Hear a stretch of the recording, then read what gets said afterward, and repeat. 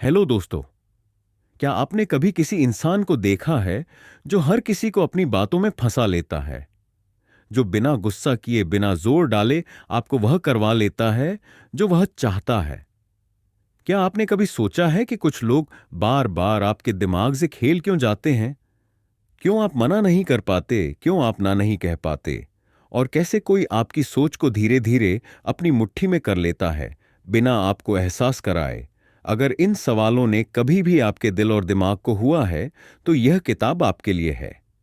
यह सिर्फ एक किताब नहीं है, यह एक आंख खोल देने वाला सच है जिससे बचना भी जरूरी है और समझना उससे भी ज्यादा, क्योंकि जब तक आप दूसरों की चालें नहीं पहचानोगे आप खुद कठपुतली बने रहोगे। अब वक्त है जागने का। अब वक्त है जानने का कि डार्क साइकोलॉजी क्या है, कैसे काम करती है, और सबसे जरूरी कैसे इससे खुद को बचाया जा सकता है। तो बैठ जाइए, क्योंकि जो आप सुनने जा रहे हैं वो आपकी सोच, आपके रिश्ते और आपकी जिंदगी तीनों को बदल सकता है। हम सभी की जिंदगी में कुछ ऐसे लोग होते हैं जो सामने से बहुत अच्छे लगते हैं, लेकिन धीरे धीरे हमें ऐसा महसूस होने लगता है कि हम जैसे उनकी मर्जी से जी रहे हैं। कभी कभी तो हमें खुद समझ नहीं आता कि हम अपनी मर्जी से कोई फैसला ले भी रहे हैं या नहीं। यही है डार्क साइकोलॉजी की शुरुआत, दूसरों के मन को बिना जाहिर किए कंट्रोल करने की कला। सोचो, ऑफिस में एक साथी हमेशा तुम्हें अपनी मदद करने को कहता है। तुम बार बार मना भी नहीं कर पाते क्योंकि वो तुम्हारी तारीफ कर देता है या गिल्ट फील करवा देता है। तुम ही तो हमेशा सबसे ज्यादा समझदार हो। तुमने कभी गौर किया है, ये सिर्फ एक लाइन नहीं होती, ये एक मैनिपुलेशन होती है। डार्क साइकोलॉजी की पहली सीढ़ी है मैनिपुलेशन। जब कोई इंसान दूसरों की फीलिंग्स, थॉट्स और एक्शंस को छुपे तौर पर अपने फायदे के लिए बदलने लगता है। कई बार यह बड़ा सेटल होता है, जैसे टीवी एड्स जो हमें यह महसूस करवाते हैं कि अगर हमारे पास वो प्रोडक्ट नहीं है तो हमारी लाइफ अधूरी है। मैनिपुलेटर्स हर जगह होते हैं, रिश्तों में, दोस्तों में, यहां तक कि सोशल मीडिया पर भी।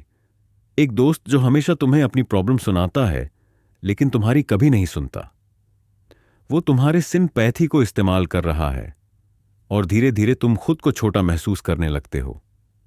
पर्सुएशन और माइंड कंट्रोल इसके अगले पड़ाव हैं, जब कोई तुम्हारे ऑप्शंस को सीमित कर देता है।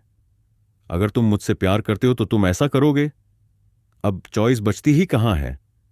और यही है माइंड कंट्रोल, जहां इंसान खुद ये सोचने लगता है कि वो जो कर रहा है वो उसका खुद का डिसीजन है। सोचो, एक बच्चा जो अपनी मम्मी पापा की फाइट्स देखता है और फिर वही पैटर्न अपनी फ्यूचर रिलेशनशिप्स में दोहराता है। उसे यह समझ ही नहीं आता कि उसका बिहेवियर मैनिपुलेट हुआ है उसके पास्ट एक्सपीरियंस से। हमारे दिमाग में ऐसे पैटर्न्स बन जाते हैं जो हमें यह सोचने पर मजबूर करते हैं कि हमारी फीलिंग्स और डिसीजंस हमारे अपने हैं, लेकिन वो किसी और के प्लांटेड सीड्स होते हैं। और यही होती है डार्क साइकोलॉजी की सबसे खतरनाक चाल। सामने वाला आपको मैनिपुलेट कर रहा होता है और आपको एहसास तक नहीं होता। अब सवाल उठता है, ऐसे में हम करें क्या? कैसे पहचाने कि हमारे साथ मैनिपुलेशन हो रहा है? देख, जिंदगी में हम सब कभी ना कभी ऐसे लोगों से टकराते हैं जो बड़े प्यार से सिंपैथी दिखाकर या गिल्ट दिलाकर हमें कंट्रोल करने की कोशिश करते हैं। ऐसे में सबसे पहले खुद से एक छोटा सा सवाल पूछना शुरू कर। क्या मैं जो सोच रहा हूं वो मेरी अपनी सोच है या किसी और ने मेरे मन में यह बात डाल दी है? अगर कभी कोई इंसान तुझसे बार बार वही काम करवा रहा है जो तू नहीं करना चाहता और तू फिर भी गिल्ट में आकर कर रहा है, तो समझ ले भाई, वहां कुछ गड़बड़ है। तू इमेजिन कर, कोई तुझसे कहे अगर तूने मेरी बात नहीं मानी तो मैं बहुत हर्ट हो जाऊंगा। अब यह सुनकर तू कंफ्यूज हो जाता है। क्या मैं सेल्फिश हूं अगर मैंने मना कर दिया?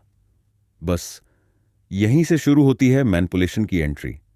और इसे रोकने का तरीका है पॉज लेना, ऑब्जर्व करना और खुद से पूछना, क्या मैं यह डिसीजन फियर, गिल्ट या प्रेशर की वजह से ले रहा हूं? अगर हां, तो फिर क्लियरली देख, यह तेरी चॉइस नहीं, किसी और की चाल है। यह अवेयरनेस ही पहला कदम है डार्क साइकोलॉजी से बाहर निकलने का। जब तू जान जाएगा कि तुझे गिल्ट दिलाया जा रहा है, सिंपैथी का यूज हो रहा है, या तू बिना वजह बार बार खुद को जस्टिफाई कर रहा है, तो धीरे धीरे तुझे कंट्रोल करना बंद हो जाएगा और भाई एक बात हमेशा याद रखना, जो इंसान तुझसे सच्चा रिश्ता रखता है वो तुझे कभी कंट्रोल नहीं करेगा। चैप्टर 2, मानसिक हेरफेर की कला और उसका असली चेहरा। आपने कभी महसूस किया है कि कुछ लोग बड़े आराम से दूसरों के विचारों और फैसलों पर असर डाल लेते हैं, और वह भी बिना किसी जोर जबरदस्ती के। ऐसा अक्सर तब होता है जब कोई व्यक्ति मानसिक हेरफेर यानी मैनिपुलेशन की कला में माहिर होता है।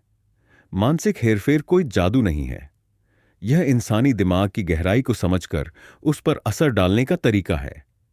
यह ठीक वैसा ही है जैसे कोई आपके सामने आपकी ही सोच को ऐसे पलट दे कि आप वही करें जो वह चाहता है, और आपको लगे कि यह आपका ही निर्णय था। जैसे आप किसी दोस्त के कहने पर एक महंगा प्रोडक्ट खरीद लेते हैं, सिर्फ इसलिए क्योंकि उसने बड़ी सफाई से आपकी जरूरत और डर का इस्तेमाल किया। इस हेरफेर का एक बड़ा हथियार होता है गिल्ट ट्रिप, यानी अपराध बोध का बोझ डालना। सोचिए, जब कोई कहता है मैंने तो हमेशा तुम्हारा भला चाहा और तुम मुझे ही अनदेखा कर रहे हो, तो सामने वाला व्यक्ति खुद को गलत मानने लगता है, भले ही उसने कुछ भी गलत ना किया हो। यह मानसिक नियंत्रण का सबसे आसान और आम तरीका है। इसी तरह गैस लाइटिंग एक और गहरा हमला है। इसमें इंसान को ही अपने होशो हवास पर शक होने